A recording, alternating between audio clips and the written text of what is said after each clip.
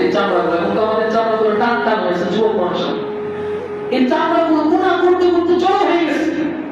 আপনার কপালে গায়ে চামড়াগুলো জড়ো হয়ে গেছে, মোট হয়ে গেছে, দীর্ঘ হয়ে গেছে, গুণা করতে করতে, নাফরমানি করতে করতে। কিন্তু আপনি শেষ মুহূর্তে যে বুঝতে পারলেন, আহা সারা জীবন যা করছি আপনি সব কিছুই বৃথা যাবে, কোনো কিছুই কাজে আসবে না। কি করলাম? যে নবীজি এত কষ্ট করলেন, সেই নবীর জন্য আমি কি করলাম? যে আল্লাহ আমাকে বানালেন, যার উদ্দেশ্য ইবাদত, সে ইবাদত করলাম না, আল্লাহ তো এই ভুল করছে। আপনি গভীর রাতে জানান আল্লাহকে, আল্লাহ আপনি আমাকে মাফ করেন, তওবা করেন, খালিস দিন।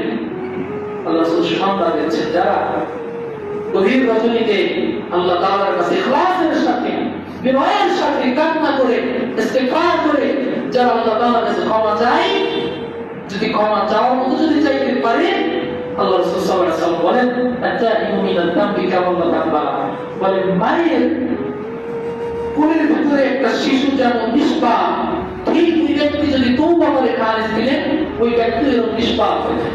সুবহানাল্লাহ, কি দয়া, কি মায়া আল্লাহ তাআলা। আল্লাহু আকবার। মুহতারাম, আর আমরা আজকে অনেক হতাশার মধ্যে পড়ে আছি, এত গুনাহ করছি, আল্লাহ কি মাফ করবে?